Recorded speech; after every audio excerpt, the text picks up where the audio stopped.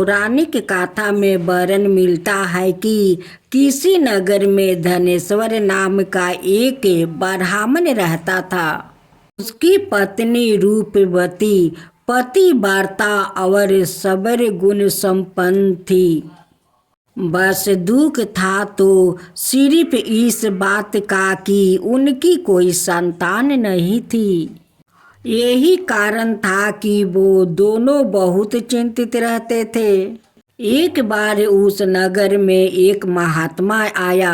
वो नगर के सभी लोगों से दान लेते थे, लेकिन धनेश्वर की पत्नी जब भी उन्हें दान देने जाती तो वो उसे लेने से मना कर देते थे। एक दिन धनेश्वर ने उन महात्मा के पास जाकर पूछा, हे महात्म, आप नगर के सभी लोगों से दान लेते हैं, लेकिन मेरी पत्नी के हाथ का दान क्यों नहीं स्वीकार करते हैं? हमसे अगर कोई भूल हुई हो तो हम ब्राह्मण चंपति आपसे क्षमा याचना करते हैं। महात्मा बोले, नहीं वीरपा, तुम तो बहुत ही विनम्र और हमेशा आदर संस्कार करने वाले ब्राह्मण हो। तुमसे भूल तो कदापि नहीं हो सकती। महात्मा की बात सुनकर धनेश्वर हाथ जोड़कर बोले, हे मुनिवर, फिर आखिर क्या कारण है? कृपया हमें उससे अवगत कराए। इस पर महात्मा बोले, हे बीरबा, तुम्हारे कोई संतान नहीं है और जो दंपति निस्तान हो उसके हाथ से भिक्षा लेना अधर्म या पापी के हाथ से भिक्षा ग्रहण करने के समान है।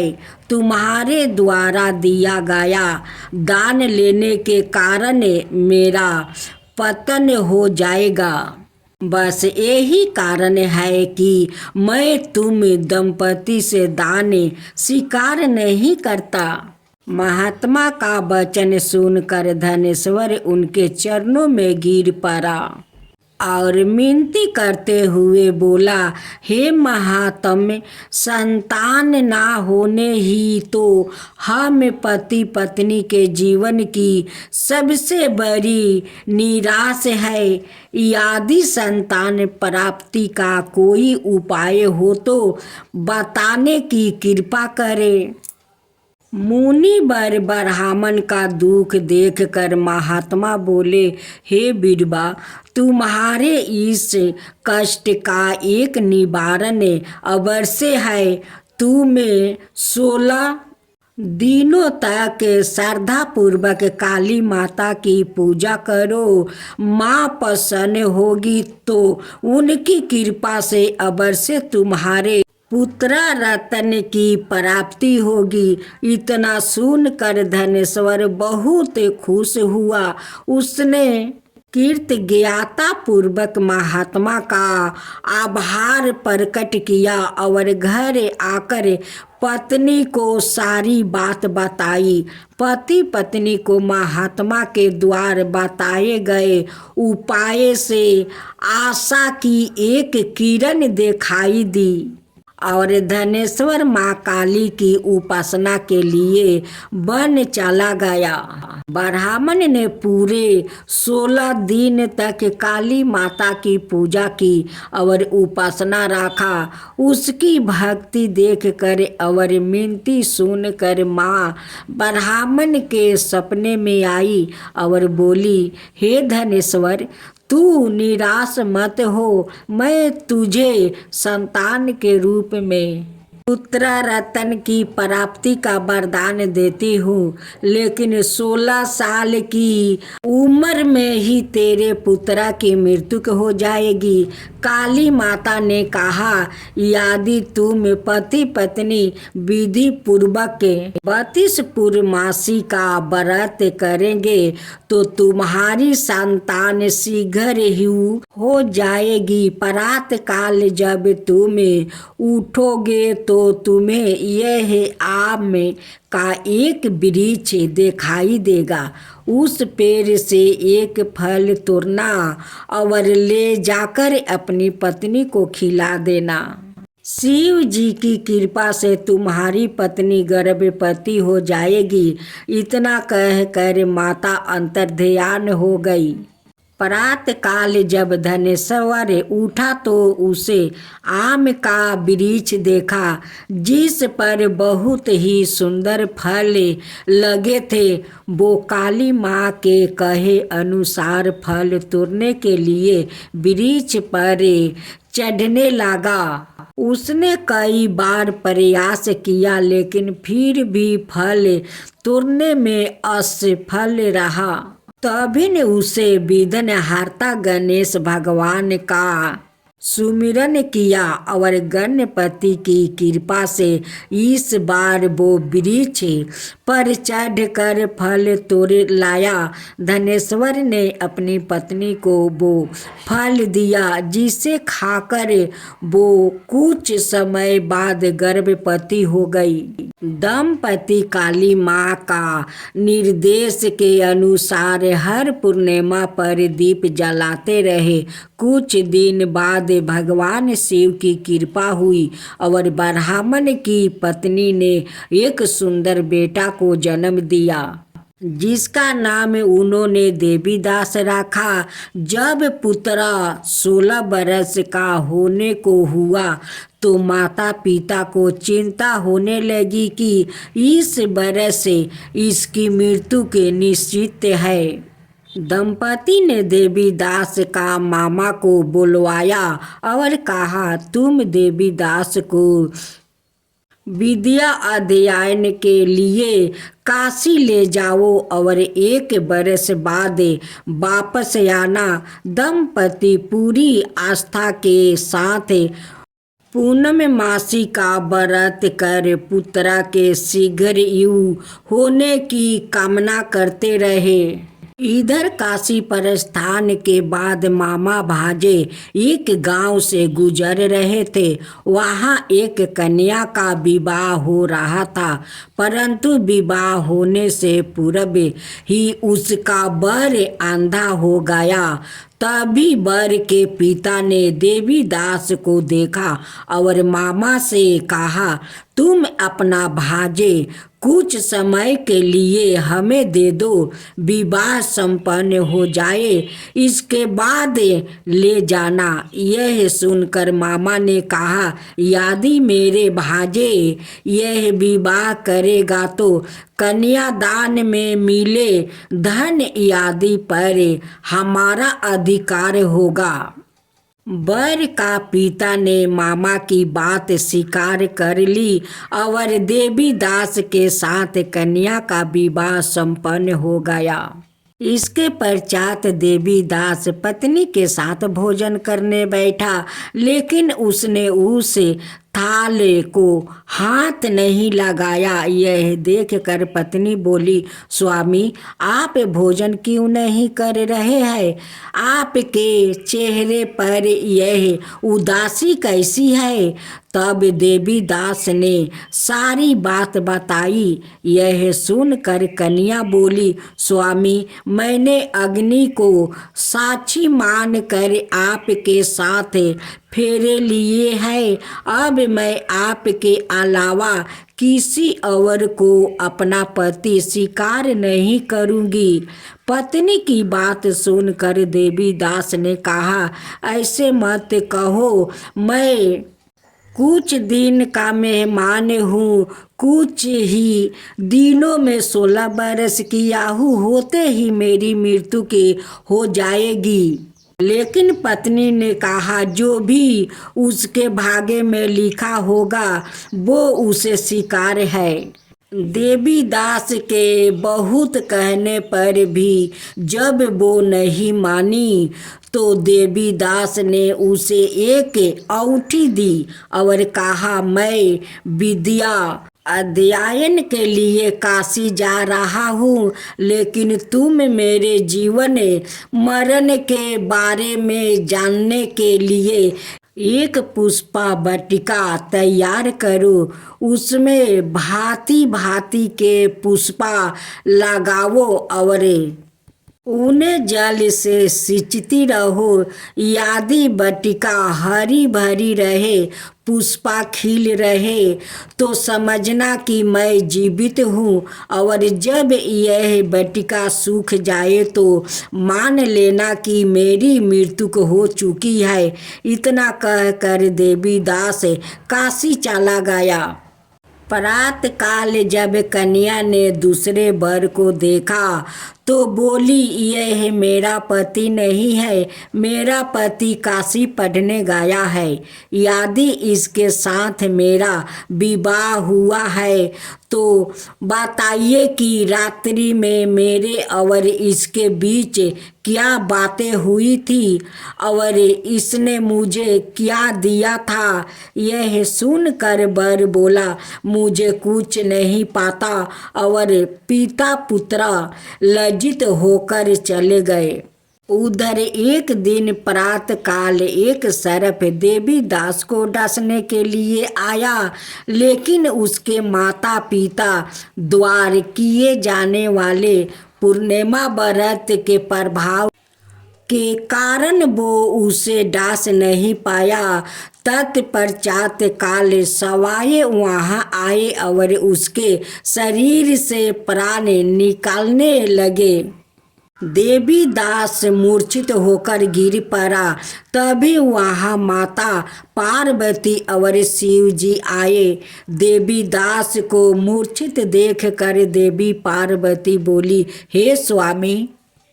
देवीदास की माता ने 32 पूर्णिमा व्रत रखा था, उसके फल स्वरूप कृपाए आप इसे जीवित दान दे। माता पार्वती की बात सुनकर भगवान शिव ने देवीदास को पुनः जीवित कर दिया। इधर देवीदास की पत्नी ने देखा कि पुष्पा बटिका में एक भी पुष्पा नहीं रहा। वो जान गई कि उसके पति की मृत्यु हो चुकी है और रोने लगी। तभी उसने देखा कि बटिका पूर्ण हरी भरी हो गई है।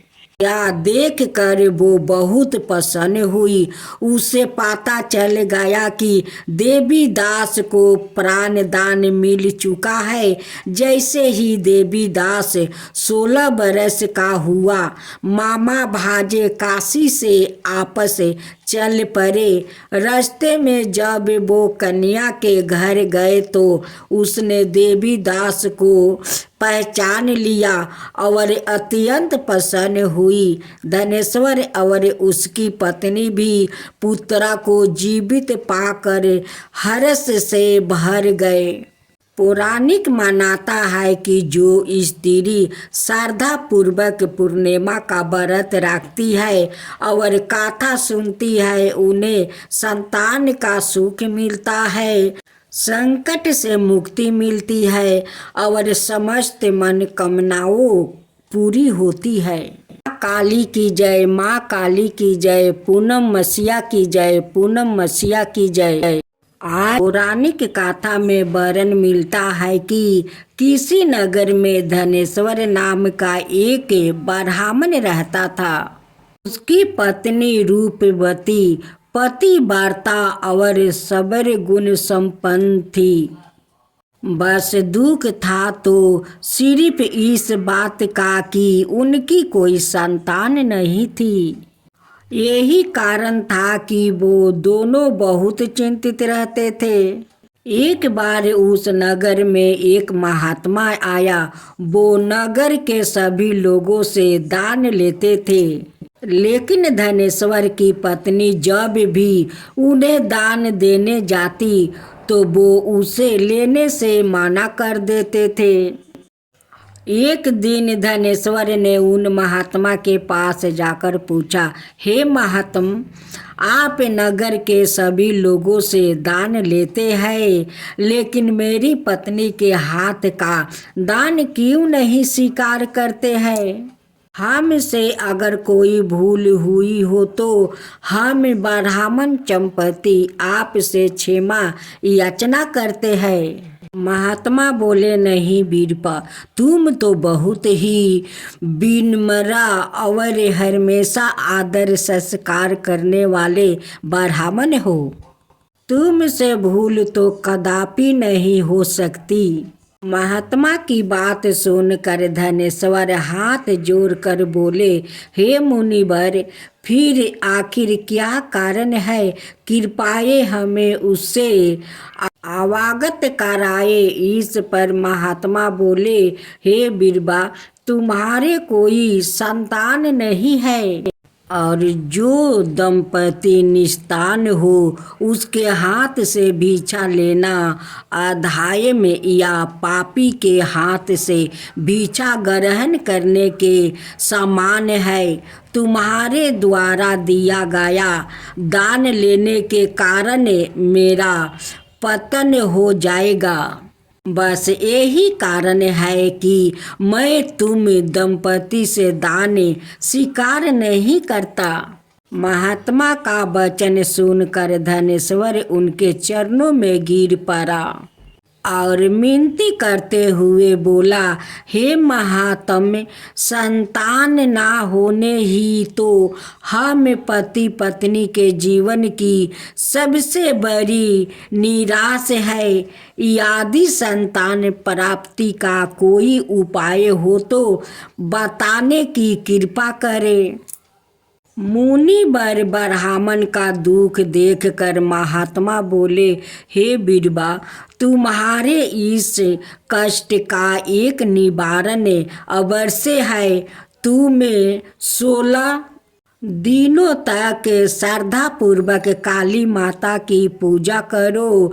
माँ प्रसन्न होगी तो उनकी कृपा से अवश्य तुम्हारे पुत्र रतन की प्राप्ति होगी। इतना सुनकर धनेश्वर बहुत खुश हुआ। उसने कृतज्ञता पूर्वक महात्मा का आभार प्रकट किया और घर आकर पत्नी को सारी बात बताई। पति पत्नी को महात्मा के द्वारा बताए गए उपाय से आशा की एक किरण दिखाई दी और धनेश्वर माँ काली की उपासना के लिए वन चला गया। ब्राह्मण ने पूरे 16 दिन तक काली माता की पूजा की और उपासना रखा। उसकी भक्ति देखकर और मिनती सुनकर माँ ब्राह्मण के सपने में आई और बोली, हे धनेश्वर, तू निराश मत हो। मैं तुझे संतान के रूप में पुत्र रतन की प्राप्ति का वरदान देती हूँ, लेकिन 16 साल की उम्र में ही तेरे पुत्र की मृत्यु हो जाएगी। काली माता ने कहा, यदि तुम पति पत्नी विधि पूर्वक 32 पूर्णमासी का व्रत करेंगे तो तुम्हारी संतान शीघ्र ही हो जाएगी। प्रात काल जब तुम उठोगे तो तुम्हें यह आम का एक वृक्ष दिखाई देगा। उस पेड़ से एक फल तोड़ना और ले जाकर अपनी पत्नी को खिला देना। शिव जी की कृपा से तुम्हारी पत्नी गर्भवती हो जाएगी। इतना कहकर माता अंतर्ध्यान हो गई। प्रात काल जब धनेश्वर उठा तो उसे आम का वृक्ष देखा, जिस पर बहुत ही सुंदर फल लगे थे। वो काली माँ के कहे अनुसार फल तोड़ने के लिए वृक्ष पर चढ़ने लगा। उसने कई बार प्रयास किया, लेकिन फिर भी फल तोड़ने में असफल रहा। तभी ने उसे विघ्नहर्ता गणेश भगवान का सुमिरन किया और गणपति की कृपा से इस बार वो वृक्ष पर चढ़कर फल तोड़ लाया। धनेश्वर ने अपनी पत्नी को वो फल दिया जिसे खाकर वो कुछ समय बाद गर्भवती हो गई। दंपति काली माँ का निर्देश के अनुसार हर पूर्णिमा पर दीप जलाते रहे। कुछ दिन बाद भगवान शिव की कृपा हुई और ब्राह्मण की पत्नी ने एक सुंदर बेटा को जन्म दिया जिसका नाम उन्होंने देवीदास रखा। जब पुत्र 16 बरस का होने को हुआ तो माता पिता को चिंता होने लगी कि इस बरस से इसकी मृत्यु के निश्चित है। दंपति ने देवीदास का मामा को बुलवाया और कहा, तुम देवीदास को विद्या अध्ययन के लिए काशी ले जाओ और 1 बरस बाद वापस आना। दंपति पूरी आस्था के साथ पूर्णमासी का व्रत कर पुत्र के शीघ्र युग होने की कामना करते रहे। इधर काशी प्रस्थान के बाद मामा भाजे एक गांव से गुजर रहे थे। वहां एक कन्या का विवाह हो रहा था, परंतु विवाह होने से पूर्व ही उसका वर अंधा हो गया। तभी वर के पिता ने देवीदास को देखा और मामा से कहा, तुम अपना भाजे कुछ समय के लिए हमें दे दो, विवाह संपन्न हो जाए, इसके बाद ले जाना। यह सुनकर मामा ने कहा, यदि मेरे भाजे यह विवाह करेगा तो कन्यादान में मिले धन आदि पर हमारा अधिकार होगा। वर का पिता ने मामा की बात स्वीकार कर ली और देवीदास के साथ कन्या का विवाह संपन्न हो गया। इसके पश्चात देवीदास पत्नी के साथ भोजन करने बैठा, लेकिन उसने उस थाल को हाथ नहीं लगाया। यह देखकर पत्नी बोली, स्वामी आप भोजन क्यों नहीं कर रहे हैं? आपके चेहरे पर यह उदासी कैसी है? तब देवीदास ने सारी बात बताई। यह सुनकर कन्या बोली, स्वामी मैंने अग्नि को साक्षी मान कर आपके साथ फेरे लिए हैं। अब मैं आपके अलावा किसी और को अपना पति स्वीकार नहीं करूंगी। पत्नी की बात सुनकर देवीदास ने कहा, ऐसे मत कहो, मैं कुछ दिन का मेहमान हूँ। कुछ ही दिनों में 16 बरस की आयु होते ही मेरी मृत्यु की हो जाएगी। लेकिन पत्नी ने कहा, जो भी उसके भाग्य में लिखा होगा वो उसे स्वीकार है। देवीदास के बहुत कहने पर भी जब वो नहीं मानी तो देवीदास ने उसे एक औंठी दी और कहा, मैं विद्या अध्ययन के लिए काशी जा रहा हूँ, लेकिन तुम मेरे जीवन मरण के बारे में जानने के लिए एक पुष्पा वाटिका तैयार करो। उसमें भांति भांति के पुष्पा लगाओ और उन्हें जल से सिंचती रहो। यदि वाटिका हरी भरी रहे, पुष्पा खिल रहे, तो समझना कि मैं जीवित हूँ, और जब यह वाटिका सूख जाए तो मान लेना कि मेरी मृत्यु हो चुकी है। इतना कहकर देवीदास काशी चला गया।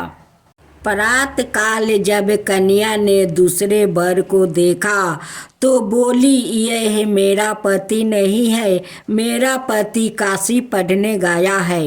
यदि इसके साथ मेरा विवाह हुआ है तो बताइए कि रात्रि में मेरे और इसके बीच क्या बातें हुई थी और इसने मुझे क्या दिया था। यह सुनकर वर बोला, मुझे कुछ नहीं पता, और पिता पुत्र लज्जित होकर चले गए। उधर एक दिन प्रातः काल एक सर्प देवी दास को डसने के लिए आया, लेकिन उसके माता पिता द्वार किए जाने वाले पूर्णिमा व्रत के प्रभाव के कारण वो उसे डांस नहीं पाया। तत्पश्चात काल सवाए वहाँ आए और उसके शरीर से प्राण निकालने लगे। देवी दास मूर्छित होकर गिर पड़ा। तभी वहाँ माता पार्वती और शिव जी आए। देवी दास को मूर्छित देखकर देवी पार्वती बोली, हे स्वामी। देवी दास की माता ने 32 पूर्णिमा व्रत रखा था, उसके फल स्वरूप कृपाए आप इसे जीवित दान दे। माता पार्वती की बात सुनकर भगवान शिव ने देवी दास को पुनः जीवित कर दिया। इधर देवी दास की पत्नी ने देखा कि पुष्पा वाटिका में एक भी पुष्पा नहीं रहा। वो जान गई कि उसके पति की मृत्यु हो चुकी है और रोने लगी। तभी उसने देखा कि वाटिका पूर्ण हरी भरी हो गई है। यह देख कर वो बहुत प्रसन्न हुई। उसे पता चल गया कि देवी दास को प्राण दान मिल चुका है। जैसे ही देवी दास 16 बरस का हुआ, मामा भाजे काशी से आपस चल पड़े। रास्ते में जब वो कन्या के घर गए तो उसने देवी दास को पहचान लिया और अत्यंत प्रसन्न हुई। धनेश्वर और उसकी पत्नी भी पुत्रा को जीवित पाकर हर्ष से भर गए। पौराणिक मान्यता है कि जो स्त्री श्रद्धा पूर्वक पूर्णिमा का व्रत रखती है और कथा सुनती है, उन्हें संतान का सुख मिलता है, संकट से मुक्ति मिलती है और समस्त मनोकामनाओं पूरी होती है। माँ काली की जय, माँ काली की जय, पूनम मसीहा की जय, पूनम मसीहा की जय। आज स्वामी कृष्णा परमहंस का खूब सुंदर कथा सुने। स्वामी राम कृष्णा परमहंस का जन्म बंगाल का हुगली जिले में कामारपुकुर ग्राम में 17 फरवरी सन 1736 को एक गरीब ब्राह्मण परिवार में हुआ। इनके पिता का नाम खुदीराम चटर्जी और माता का नाम चंद्रमणि थी। इनका बचपन का नाम गदाधर था। इनकी शिक्षा तो साधारण ही हुई, किंतु पिता की सादगी और धर्मी निष्ठा का इन पर पूरा प्रभाव पड़ा। जब यह केवल 7 बरस का ही थे कि इनके पिता का स्वर्गवास हो गया। इनका लालन पालन इनकी माता और बड़े भाई राजकुमार ने किया था। लड़कपन से ही इनमें एक विचित्रता थी कि हर एक बात का प्रभाव इनके कोमल हृदय पर बहुत पड़ता था। इनके भाइयों ने इन्हें स्कूल में पढ़ने के लिए भेजा, किंतु वहाँ इनका चित्त नहीं जमा। भला जिस बालक को आगे चलकर महात्मा होना था, उसका चित उस रूखी सूखी संसार संबंधी शिक्षा में कैसे लग सकता था। 17 बरस की अवस्था में अपने बड़े भाई का बुलाने पर या कलकत्ता चले गए और वहाँ अपने भाई का स्थान पर रानी रासमणी का दक्षिणोत्सर्ग मंदिर में पूजा का काम करने लगे। इन्हें केवल मूर्ति का दर्शन से ही संतोष नहीं होता था या जगजननी महाकाली का साक्षात दर्शन करना चाहते थे या भाव में इतने तन्मनिया रहते थे कि पूजा में कोई ना कोई भूल कर जाते। कभी कभी मंदिर के फर्श पर पड़े हुए करुणा सवारों में पुकारने लगते, माँ आज का दिन बेकार चला गया, तू नहीं आई। मेरे छोटे से जीवन का एक दिन या ही निकल गया। मैंने अभी तक चतबा को प्राप्त नहीं किया। इनकी साधना का विषय में कई रोचक कहानियाँ हैं या माता का दर्शन का लिए अधीर होकर पास ही पचबटी नाम का जंगल में चले जाते और वहाँ धोती और योग्य पवित्र उतार कर रख देते और आंवले का एक पेड़ का नीचा बैठ कर ध्यान किया करते। इनके मंजे हृदय ने इनके ऊपर छिप कर ढेल फेंक कर डराना चाहता था।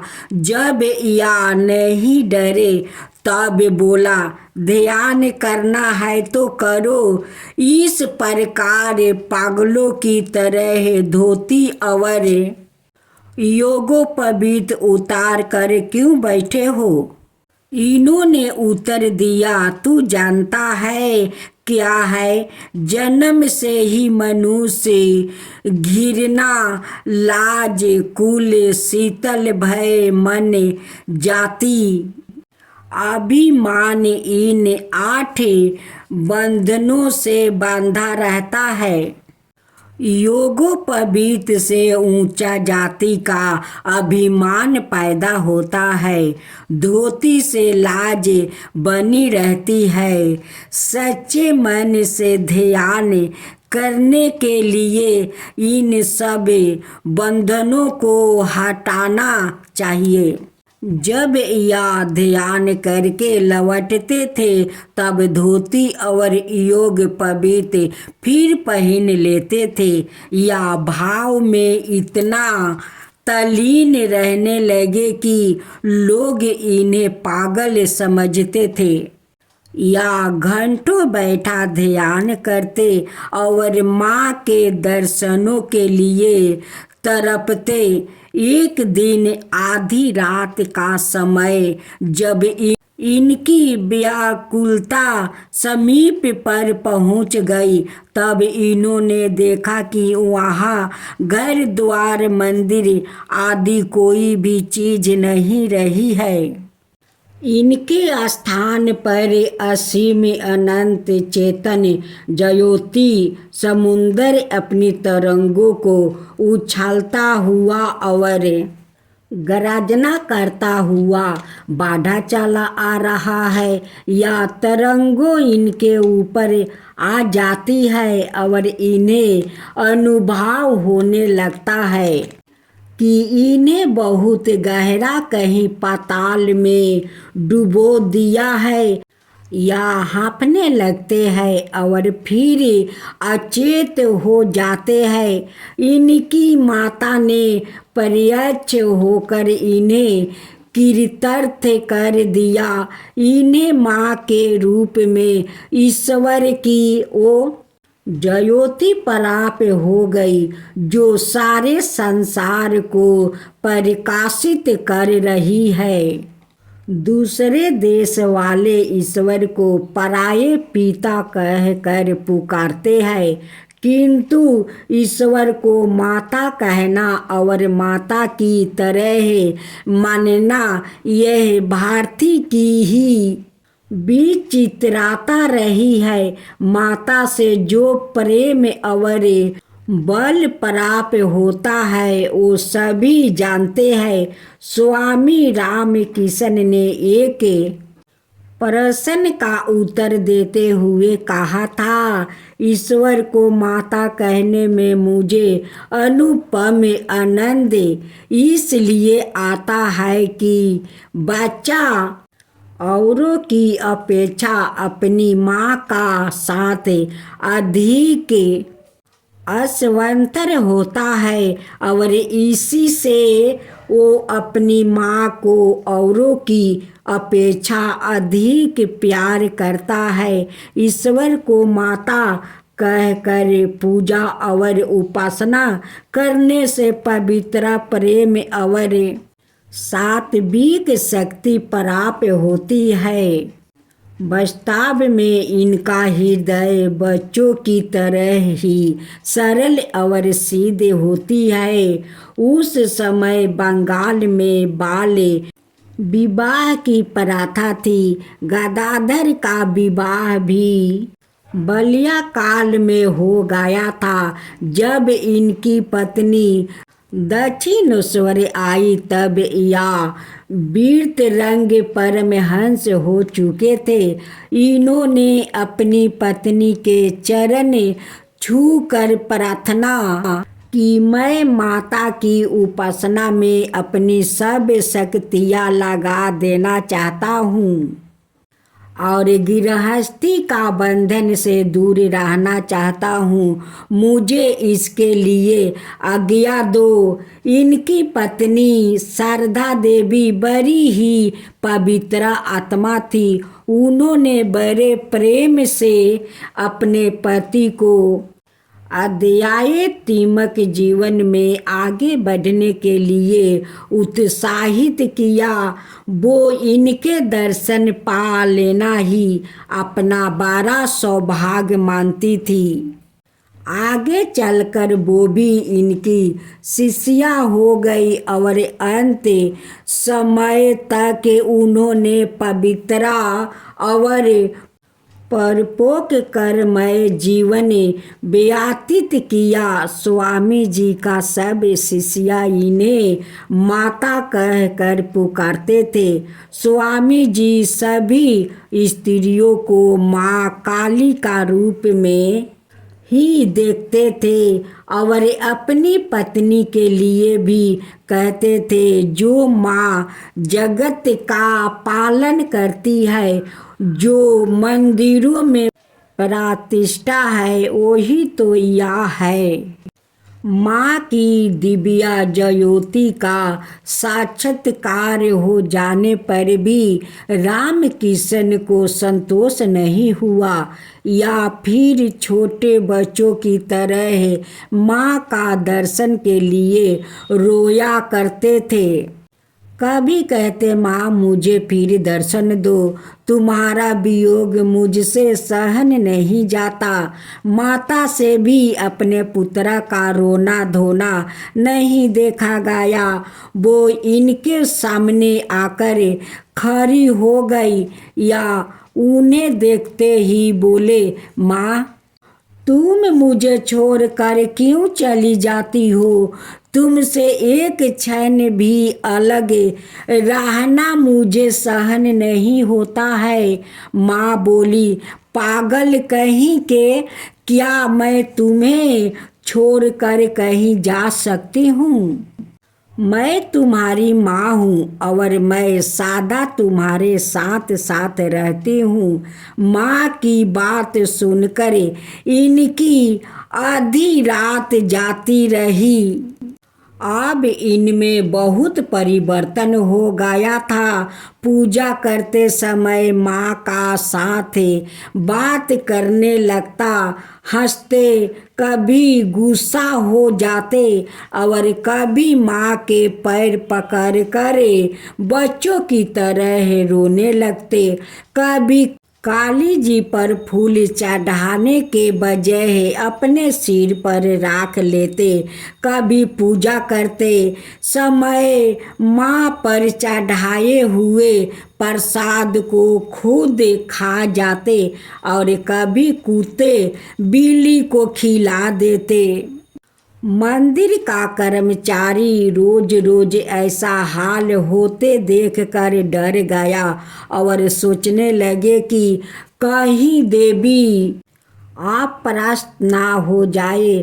उन्होंने इनकी शिकायत कर दिया। जब मथुरा बाबू और रानी जी ने सवाए आकर इनकी यह दशा देखी, तब उन्होंने समझ लिया कि वास्तव में इनके ऊपर माँ की कृपा हुई है।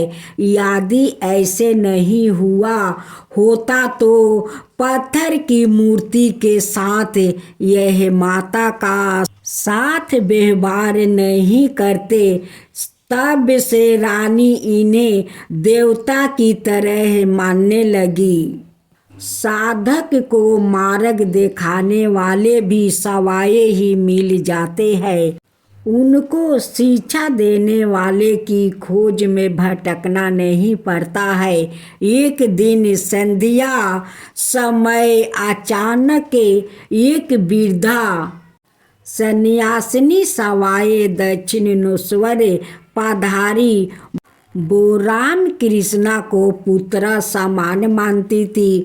उन्होंने इनसे अनेक तांत्रिक साधनाएं कराई। उन्होंने फिर तोतापुरी नाम का महात्मा से योग विषय का शिक्षा पाकर वेदांत का गंभीर विषयों का अध्ययन किया था। तोतापुरी ने शास्त्रों की विधि से इन्हें सन्यासी दीक्षा दी और इनका नाम बदलकर रामकृष्णा परमहंस रखा। इन्होंने हिंदू धर्म का विभिन्न संप्रदायों की भी साधना की या दूसरे धर्मों को भी बड़ी श्रद्धा से देखते थे। इन्होंने यहूदी, फारसी, ईसाई और मुसलमानी मजहब की भी साधनाएं की थी। जब इन्होंने इस्लाम का मानन और अध्ययन शुरू किया था, तब इन्होंने एक योग्य मुसलमान से इस्लाम संबंधी उपदेश लिया और इसके सारे नियमों का ठीक प्रकार से पालन किया। उस समय इन्होंने मंदिरों में जाना बंद कर दिया था, अपनी दाढ़ी बढ़ा लिया था और या एक कठोर मुसलमान की तरह रहते थे।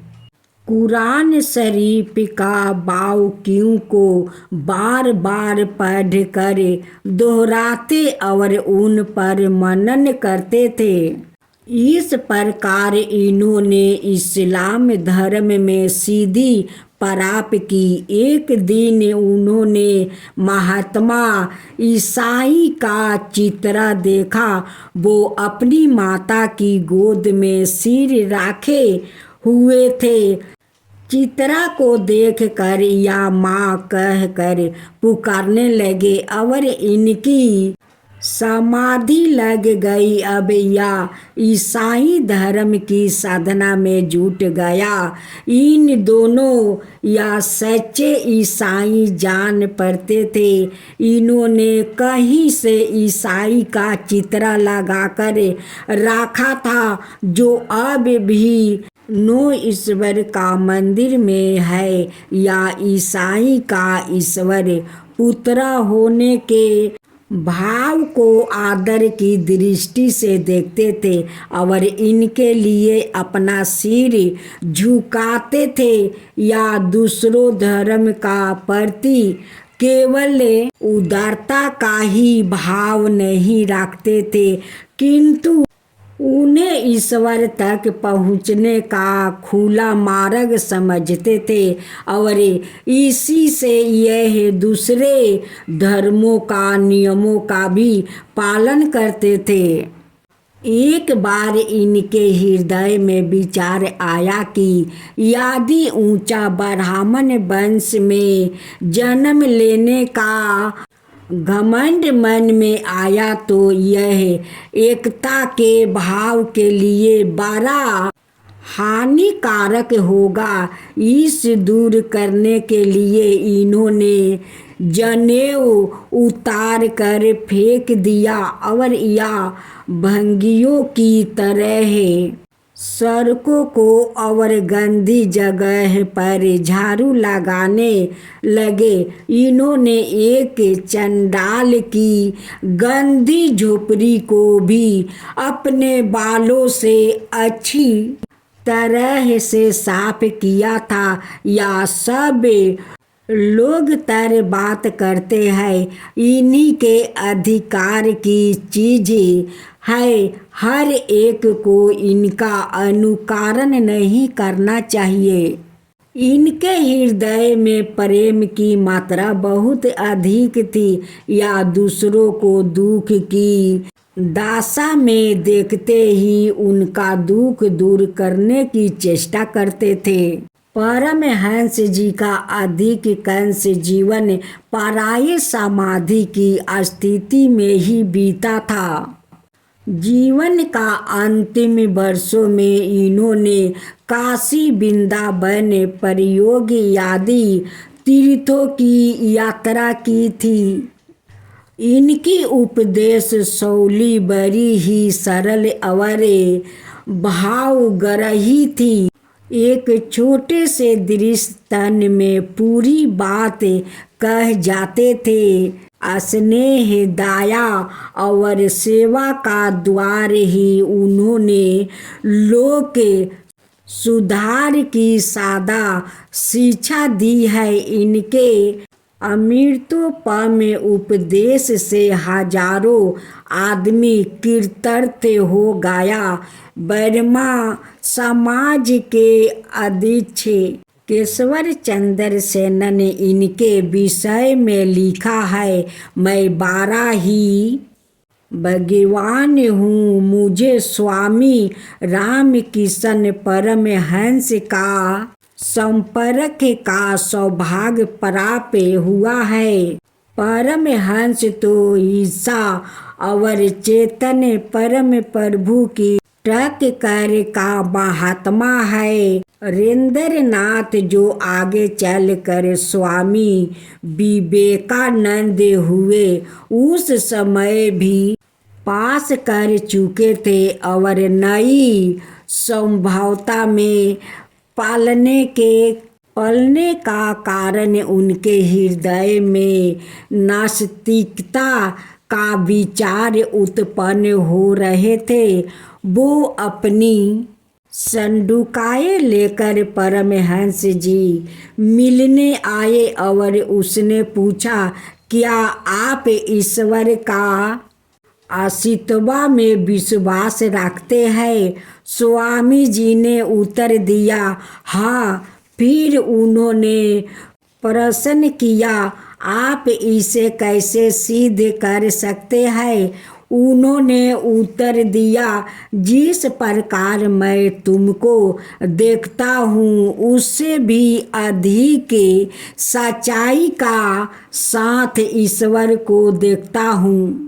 रविंद्रनाथ ने अपने जीवन में पहली बार ही ऐसे मनुष्यों को देखा था जो साहस के साथ यह कह सके कि मैं ईश्वर को देखता हूँ। वो प्रत्येक दिन इनके पास आकर धर्म में तत्वों को समझने लगे।